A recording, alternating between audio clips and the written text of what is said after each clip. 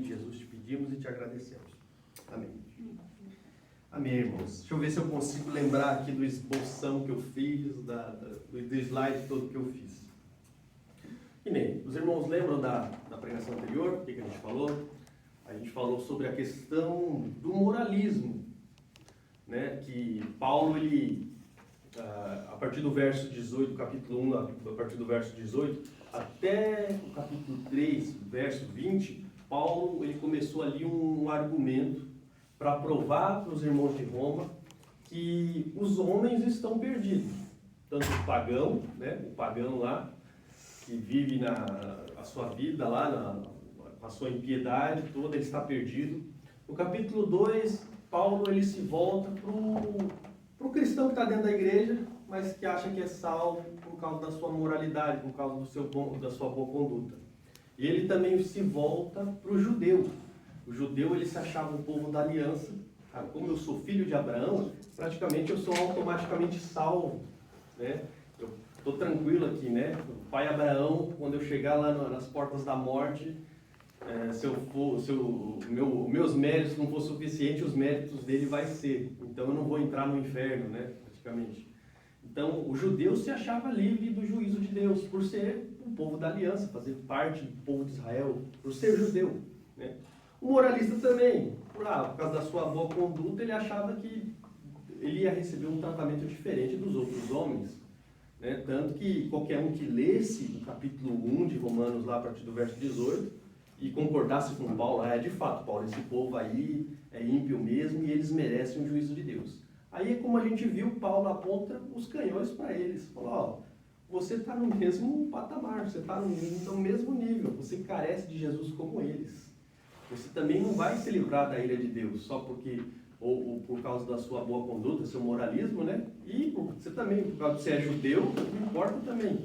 Porque o julgamento de Deus, ele é justo, né? Deus julga com imparcialidade, ele não favorece ninguém no seu juízo, ele julga retamente. Né? E depois a gente vai ver, no capítulo 3, Paulo vai falar, todos pecaram e todos carecem da glória de Deus.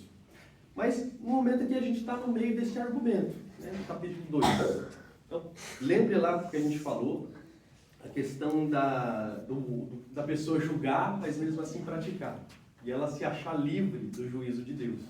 Então, é o que a gente vai continuar esse argumento que Paulo começou aqui no capítulo 2. E a gente vai ver hoje sobre a retribuição de Deus. Né? O juízo de Deus e a retribuição conforme as nossas obras. E eu pensando nisso, eu estava... Como é que eu vou dar um exemplo para os irmãos entenderem essa passagem?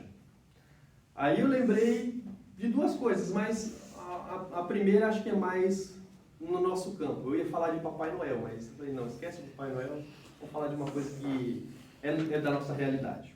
Lá no longínquo ano da década de 90, né?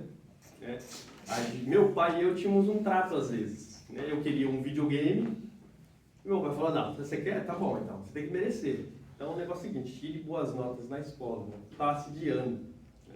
E você vai ter o seu presente. Eu falei, beleza, então a gente ralava, né? Mas quando a gente não passava de ano, o que acontecia? A retribuição era totalmente oposta. Era um couro, né? Aí cortava videogame, cortava a rua, cortava um monte de coisa, né? E não, agora você vai colocar a cara nos livros aí, vai nos seus estudos, vai estudar, né? E eu não sei se acontecia isso com vocês, acontecia isso comigo, né? Eu até repeti a quarta série, eu levei aquele couro, né? Aquela retribuição dos meus pais, falaram, você não se esforçou, tá aí, ó. E a mesma coisa Deus vai fazer com a gente também, né? O problema é que a gente já entra nesse ano letivo com notas negativas. Por mais que a gente se esforce, por mais que a gente faça os trabalhos requeridos pelo professor, nossa nota continua lá zero. Quem deu essa nota para nós? Vocês acho que vocês já sabem, né? Adão. Adão nos deu essa nota. Então, por mais que a gente se esforce, por mais que a gente faz, a gente vai chegar nesse final de ano e é reprovado se a gente permanecer com essa nota. E a gente já falou sobre isso, sobre a imputação do pecado de Adão, né? Quando Adão pecou, lá no Éden, nós pecamos com ele. Então, por isso que nossa nota já está vermelha. No começo do ano letivo, né, nós já estamos com nota Uma nota que vai nos reprovar no final. Agora imagine nessa escola da vida, né? Duas pessoas entram lá nessa escola. Um moralista e um judeu. O moralista fala, não, eu vou passar de ano por causa da minha boa conduta. Eu vou receber boa nota porque eu sou um bom aluno, eu tenho boa conduta, eu faço tudo que o professor manda. E ele pensando, por causa disso, que ele vai passar de ano. O outro judeu falando, não, meu pai é o professor, ou meu pai é o dono da escola, né? Por aí vai. Então, eu chegar no final do ano, eu vou passar de ano também. Aí, esse praticamente é a pessoa que nós estamos aqui no texto. São duas pessoas que acham por causa da sua boa conduta, e porque o meu pai é o professor, ou o meu pai é o dono da escola, eu vou passar de ano no final do ano letivo. Doce ilusão. E é isso que Paulo quer combater aqui. Paulo, a gente falou que Paulo ele começou uma diatribe, né? Um diálogo com um opositor imaginário, e ele querendo trazer praticamente a mente dessas pessoas sensatez. Falou, ó, o rumo que vocês estão tomando, vocês estão colocando a sua salvação mediante esses méritos seus, mediante porque você é filho de Abraão, você tem etnia judaica, é um grande engano. A gente até falou isso na Verdade Central na passada, ó. Colocar sua salvação nessas coisas, nesse mérito, na sua etnia, é um grande engano. Você vai se lascar lá no final. O ano letivo você vai ser reprovado. Né? E a gente vai falar ainda no decorrer disso aqui. No verso 5 aí que a gente viu, leia aí comigo, né? Na verdade, o verso 4. Né? A gente começa pelo verso 4. Ou despreza a riqueza da sua bondade, tolerância e longanimidade, ignorando que a bondade de Deus te conduz ao arrependimento? Esse verso aqui a gente estudou, né, na pregação passada. Deus, olhando para a pessoa ali, ele deu graça, né, ar nos pulmões da pessoa. Ele foi o que a gente vê tolerante, né? Tolerante com os pecados. Se eu não me engano, a gente até falou que é como se fosse um cessar-fogo. Né? No ato que a pessoa peca, Deus não pune imediatamente. E Deus é o que? Longânimo. Né? Ele tem um ânimo longo. E a gente até falou que é aquela questão de segurar a respiração. Né? Então, Deus tem sido bondoso com os homens, dando tempo a eles, esperando o quê? O arrependimento. Essa pessoa vem ao arrependimento. Então, Deus é longânimo com essas pessoas. E o que essas pessoas fazem? É o que começa aí no verso 5. Né? Mas por causa do quê? Da sua dureza. Mas segundo a tua dureza e coração impenitente, acumulas contra ti mesmo ira para o dia da ira e da revelação do juízo de Deus. Então, o que essa pessoa ela se torna? Ela se torna dura, o coração está endurecido, né? A palavra aqui no grego se refere à esclerose, né? É a mesma coisa também, aquela coisa, a dureza a gente pode falar, você lança aquelas palavras e a palavra não entra na pessoa. Ela não dá ouvido àquelas palavras. Por mais que você fale, por mais que você martele, você está errado, você está no erro, volta atrás e tal, e a pessoa permanece endurecida ali, né? E fala ali com um coração impenitente. O que é um coração impenitente? É o que não se arrepende. Ele não se penitencia, ele não se arrepende com aquelas coisas. Essas semanas atrás, aí a gente estava aconselhando um casal que começou uma briga lá por coisas bobas, né? Aí, por causa daquele ciúme exacerbado, a pessoa tem uma atitude exacerbada também, né? E faz uma coisa errada lá e a gente vai tentar aconselhar e fala para a pessoa e a pessoa permanece dura, permanece impenitente, por mais que você fale. Aí a pessoa usa aquele versículo maravilhoso, né? Não julgueis, para que não sejais julgados. É o que nós falamos anteriormente. Você fala, mas a pessoa não, ela permanece dura, a palavra não entra. Por mais que você mostre na escritura, por mais que você fale, você está errado, volta atrás, e ela permanece dura. E ela continua nesse pensamento, né? Sem se iniciar. Aí o que acontece? O texto fala, mas segundo a tua dureza e coração impenitente, acumulas contra ti mesmo ira para o dia da ira, da revelação do justo juízo de Deus. Em vez dessa pessoa, como Jesus fala, não acumuleis tesouros na terra, né? Mas acumular tesouros no céu, ela está acumulando o quê? Juízo sobre si.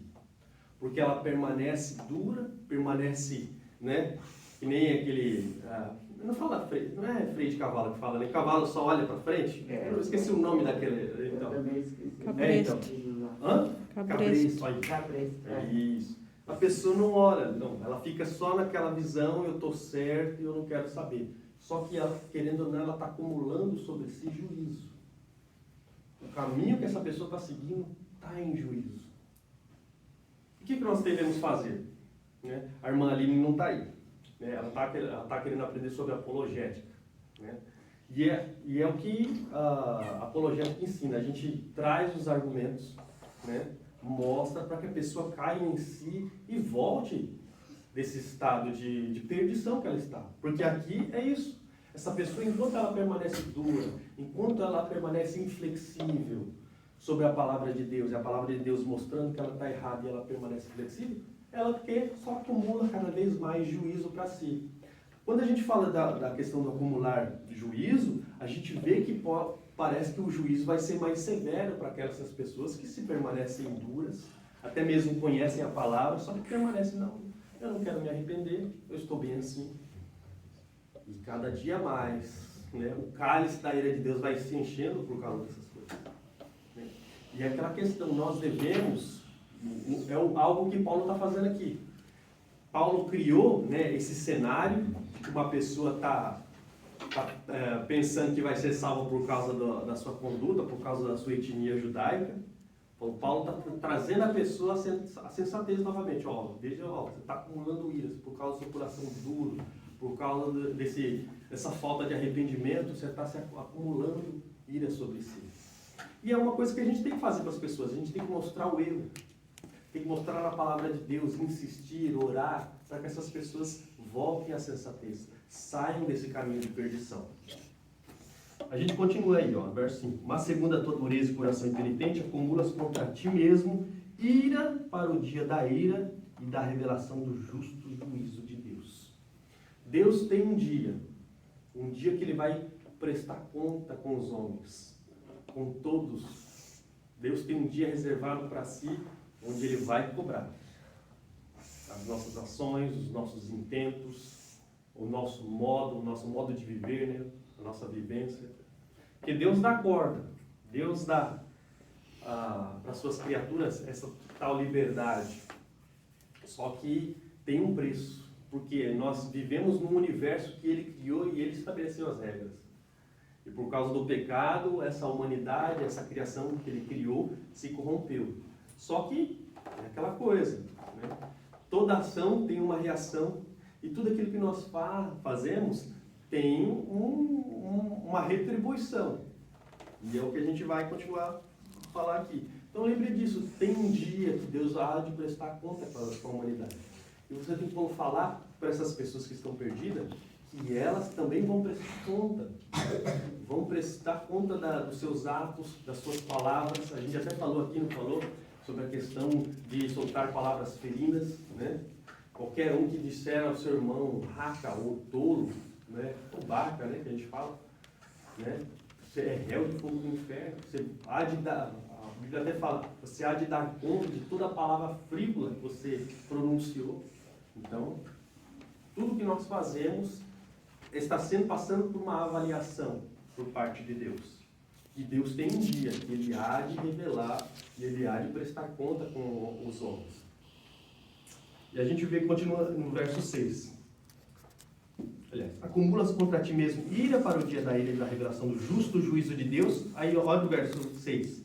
E retribuirá a cada um segundo o seu procedimento. Então nós vemos aqui a retribuição de Deus. Deus vai retribuir a cada um segundo o seu procedimento. E uma coisa aqui que a gente já vê né? Aqui vamos começar a ver os critérios do julgamento de Deus.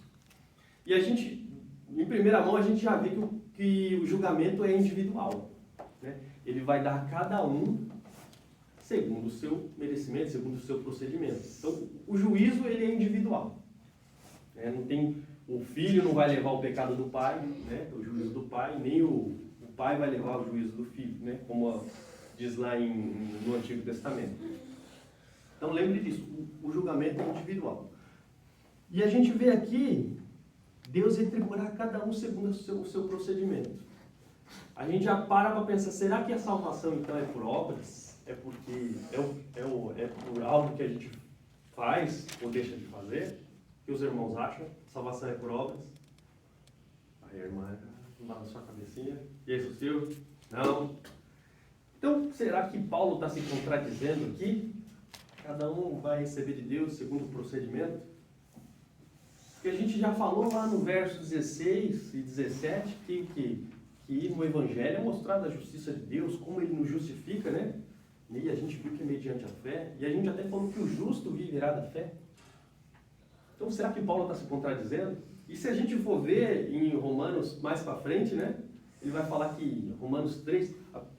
Passam a página aí, Romanos 3, a partir do verso 19 e 20. Ele diz assim, ó: ora, sabemos que tudo que a lei diz, aos que vivem na lei, o diz para que se cale toda a boca e todo mundo seja culpável perante Deus. Visto que, ninguém será justificado diante dele por obras da lei, em razão de que pela lei vem o pleno conhecimento do pecado. Aí, então, poxa, Paulo, não está entrando em contradição aqui? O que os irmãos acham? É estranho, né? Ele falar que a salvação é por fé, é justificação pela fé, que as obras da lei não salvam. Por que ele está falando que cada um vai receber segundo o seu procedimento, Nós temos que lembrar, irmão, que o julgamento de Deus é com base nas obras, é com base nos nossos feitos, é com base na vivência das pessoas. Essa é a base do julgamento de Deus. Ele vai julgar o seu procedimento, os seus feitos, as suas obras. Qual que é o problema? O problema é que nós não temos obras suficientes para receber a salvação. Lembra que a gente falou que todas as nossas obras, toda a nossa justiça é o quê? É um trapo de imundícia? Não serve? Esse é o grande problema. Por mais que nós façamos obras, coisas boas, né, aos nossos olhos, aos olhos dos homens, para Deus é um trapo de imundícia, não presta. Então, por isso que a gente falou lá, que o pecado de Adão foi imputado em nós. O pecado de Adão nos deu uma natureza corrompida, maculou a nossa alma, maculou o nosso ser. Então, tudo que a gente faz não é bom, vamos dizer assim, né? É imaculado. É o bolo de chocolate, né, irmã? Aquela comida gostosa. Está maculada aquela comida, então não serve. Mas a base do julgamento de Deus são as obras. Deus, no último dia, Ele vai abrir o livro dele lá, como diz a Escritura, e vai nos julgar segundo as nossas obras. Só que o problema é esse, né? Como é que a gente vai fazer algo para agradar a Deus? Não tem nada que a gente possa fazer para isso ocorrer, certo? Então a gente precisa de outro. O que a gente falou sobre a justiça de Cristo? Que nem lá em Mateus 5:20, eu já estou pulando mil coisas aqui já. Mateus 5:20, se vocês quiserem abrir, mas não é. Mateus 5:20 diz assim, porque vos digo que se a vossa justiça não exceder em muito a dos escribas e fariseus, jamais entrarei no reino dos céus. Então, como é que você vai, a sua justiça tem que exceder a dos escribas e fariseus? E no verso 48, também diz assim, portanto, sede-vos perfeitos, como perfeito é o vosso Pai Celeste. Como é que faz? Como é que a gente consegue ser perfeito? Não tem nada que a gente possa fazer para nos tornar perfeito. Nossa justiça ela tem que exceder a dos escribas e fariseus. Por isso que eu falei, para você entrar no céu, qual que é o padrão? Para você passar de ano, o padrão é perfeição. E esse padrão é inatingível para nós. Por isso que o judeu, por isso que o moralista, por mais que ele faça, por mais que ele tenha as coisas, ele não vai alcançar o padrão da glória de Deus. O padrão de avaliação, né? Eu não sei como é que era na época de vocês, na minha época era não satisfatório, satisfatório e plenamente satisfatório. Né? Ou tem aquela nota, né? Vai de 0 a 10. Então, para ter um 10, né? Por mais que você faça as coisas, você não vai chegar lá. Porque sua nota já foi determinada por alguém lá atrás, que caiu. Adão. Por isso que a gente falou, tem que voltar sempre a falar para os irmãos sobre a justiça de Cristo. Sobre a justificação pela fé. Sobre o ato de Jesus na cruz. Está vendo como sempre envolve Jesus? Vai sempre envolver Jesus, gente. Por isso que a cruz é central para nós. Lembra, quando você creu em Cristo, o seu pecado foi expiado, foi cancelado, né? Você ficou sem pecadinho, tá? Limpinho lá, a conta lá, não tem mais nada. Só que isso não faz você ir para o céu. Você precisa de justiça para ir para o céu. Aí, lembrando lá que a gente falou lá que Jesus nasceu debaixo da lei, nascido de mulher, na plenitude dos tempos, lá em Gálatas 4:4. E ele cumpriu toda a lei. Ele nasceu debaixo da lei e cumpriu toda a lei. Ele tomou a senda do pecador. Ele viveu da maneira que nós devemos viver. Ele cumpriu toda a lei. E ele é justo. E essa justiça é colocada na nossa conta quando nós cremos nele. Por isso que você é perfeito. Por isso que Deus, quando olha para você, ele vê uma pessoa justa. Não pelos seus próprios méritos, mas pelos méritos de Cristo. Pelos méritos de outro. É por isso que você vai passar de ano. Crendo naquilo que outro fez por você. Porque mediante as suas obras, mediante a tua justiça própria, não vai dar. Mas lembre disso, o juízo de Deus é com base nas obras. Deus vai julgar a humanidade com base nas suas obras.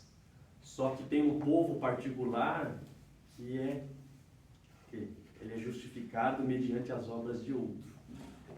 Isso é graça. Isso é a obra de Jesus. A gente continua, vai. Verso 6. Que retribuirá cada um segundo o seu procedimento. Aí do verso 6 ao verso 10, Paulo aqui ele usa o que a gente chama, irmãos, de quiasma. Irmãos, já sabem o que é um quiasma?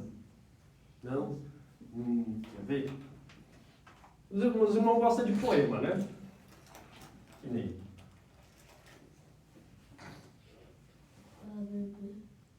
Isso, quiasma na verdade, é uma linguagem do Antigo Testamento, é como se fosse uma poesia judaica. Certo? Que nem, a primeira estrofe, ela rima praticamente com a última. Né?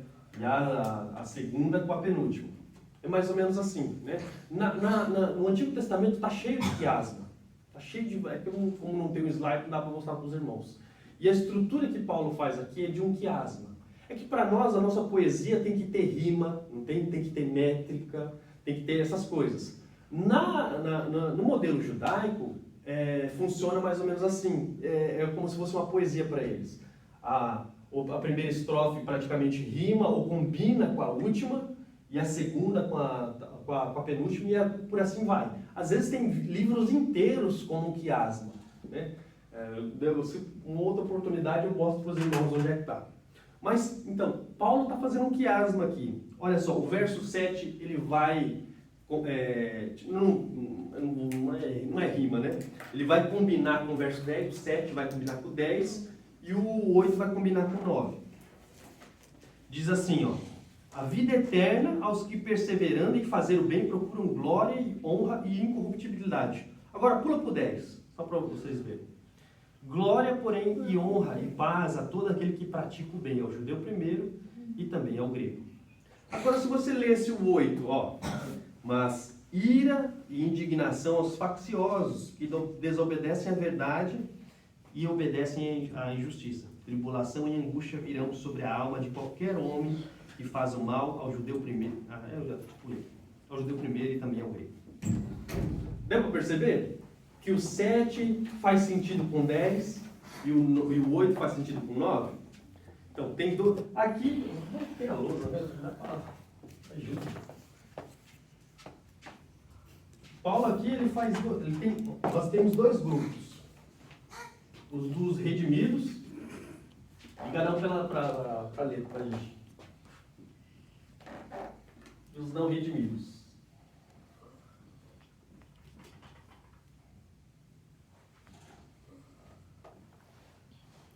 O julgamento de Deus ele envolve esses dois grupos. Os grupos dos redimidos e os grupos dos não redimidos, certo? Aí, o que essas pessoas, como a gente falou, a questão, o Paulo aqui não está falando de salvação por obras, certo? Só que isso aqui, a questão aqui dos redimidos, do verso 7 e 10, são o quê? Poxa, como é que é a palavra lá que eu tinha colocado? São, não vou dizer as obras, mas quando você crê, quando você aceita Jesus, entre aspas, né, a sua vida muda. Você procura o quê? Vida eterna. O que está escrito aí? No verso 7. Retribuirá cada um segundo o seu procedimento. A vida eterna aos que perseverando em fazer o bem, procuram glória, honra e incorruptibilidade. Praticamente isso aqui é um fruto que os redimidos têm. Eles procuram glória, honra e incorruptibilidade. E Deus vai presentear eles com o quê? Vida eterna. Vai conceder vida eterna para eles. E essa vida eterna, os ímpios, os não redimidos também vão receber uma vida eterna. Agostinho fala assim, só que você não pode chamar eles, a vida eterna deles não pode ser chamada de vida. Que é uma vida com ânimo, só que o estado de vida vai ser tão degradante, tão ruim, que a gente tem que chamar de morte eterna. Né? Porque os não redimidos também viverão eternamente, só que debaixo da ira de Deus, debaixo do castigo de Deus.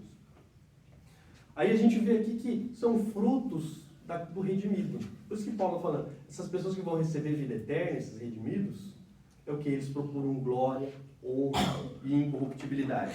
No verso 10 ele até fala aqui, glória, porém, honra e paz a todo aquele que pratica o bem. Querendo ou não, aquele que foi redimido, ele procura fazer o bem. Não procura? Vocês foram redimidos, vocês foram lavados e remidos pelo sangue de Jesus. Suas vidas mudaram. Vocês passaram a viver os padrões do reino.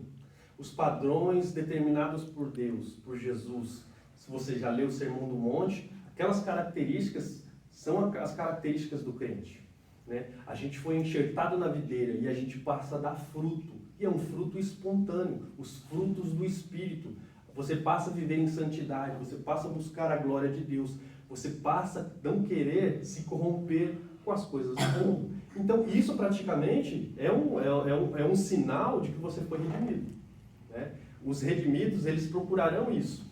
E Paulo fala do outro grupo, o grupo dos não redimidos. No verso 8 e 9, diz assim, mas ira e indignação ao quê? Aos facciosos. Outras passagens, se não me engano, está falando dos egoístas. O redimido, ele não vive mais para si, ele vive para Deus. Mas os não redimidos, eles vivem para quem? Para si. Isso, olha, bom teólogo. Vivem para si mesmos. Entendeu? Por isso que eles vão receber ira, indignação aos facciosos, a esses egoístas. Né? Que desobedecem à verdade, olha só, e obedecem à injustiça. E ele continua no verso 9. Tribulação e angústia virão sobre a alma de qualquer homem que faz o mal, ao judeu primeiro e também ao grego. Está entendendo? Então Deus vai retribuir a essas pessoas. Ira, indignação a esses facciosos, a essas pessoas que querem viver para si e não querem viver para aquele que os criou. Né? A gente até falou que Deus nos criou para Ele, só que nós queremos viver para nós mesmos. Nós não queremos viver para o Senhor e Criador de nosso corpo, de nossa alma. Né? Então, a retribuição virá para essas pessoas. A vida eterna virão para os redimidos, aqueles que querem viver de fato para o seu Criador. E a ira e indignação para os não redimidos. E ele fala aí, né, a questão do judeu primeiro e também do grego. E aquela questão, por os judeus terem sido os primeiros a receber o Evangelho, a receber as promessas, a receber, né, as bênçãos, desde o Antigo Testamento, eles vão ser os primeiros a serem julgados. Porque a Bíblia fala que o juízo começa primeiro na casa, depois fora, né? Como Pedro diz. Sempre o juízo começa. Então, como eles são os primeiros a rejeitarem, eles serão os primeiros a receberem, né, a ira e indignação do Senhor. Né? E ali também é o grego, né? Todo aquele que rejeita, todo aquele que de fato não quer viver para Deus, que é o propósito eterno, né? Conhecer ao Senhor e viver para a sua glória, né? Aqueles que querem viver para si receberão a paga da sua vida, do seu procedimento. E lembra, Paulo está alertando esses irmãos de que viver para si é uma cilada, é cilada bíblica. Não sei se você assiste, né? Carga pesada. É cilada bíblica. É aquela coisa, trazer esses irmãos à sensatez. Não firmem a sua salvação no seu bem proceder, no seu moralismo, na sua etnia judaica. Não. Porque Deus, ele julga com reta justiça. Deus, e é no último verso, Deus julga com imparcialidade. Deus é imparcial. O que quer dizer isso? Ele não tem favoritismo. Né? Não é porque você, a irmã Mônica, né? É uma boa crente no serviço. Né? Pensa, não, ela é uma... Né? Ela trabalha bem lá na área dela, né? Então vou favorecer mais ela. Não. Deus não usa disso, irmão. Lembre disso. Deus, por que ele não usa isso? Favoritismo. Porque ele é justo. O que é ser justo? Ser justo é dar a cada um segundo o seu merecimento. Não importa se vai ser um filho ou não, se ele é filho ou não. Não. Ele vai tratar de modo igual. Por isso que o problema, esse é o problema. Se a gente for tratado segundo a justiça de Deus, nossa justiça não chega lá. Por isso que lá em Mateus, a gente viu Mateus 5,48, sede perfeitos, como é o vosso Pai, como perfeito é o vosso Pai Celestial. Como é que a gente atinge essa perfeição? Por nós mesmos, nós não vamos conseguir atingi-la. Por isso que a gente precisa de outro. Por isso que a gente precisa de Cristo. Porque, como eu falei para os irmãos, nosso ano letivo ele já começa com nota 0, por causa de Adão. E por mais que a gente se esforce, faça as coisas, faça os trabalhos requeridos, nós não conseguimos chegar ao padrão perfeito. Então a gente precisa de outro. Aquele que é perfeito, Cristo. A área dos redimidos são aqueles que creram em Cristo. Aqueles que vão receber vida eterna, honra, vão ser recebidos pelo Pai. A pergunta é, em qual grupo você está? Os redimidos ou os não redimidos? Se você está nos redimidos, você creu em Cristo. Você depositou o quê?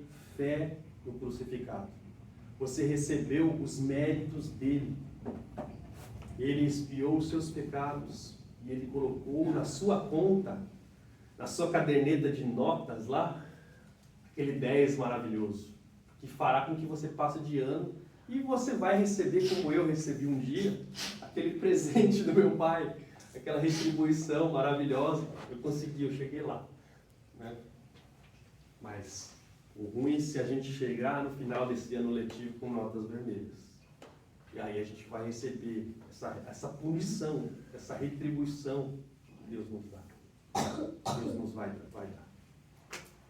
Pense, né?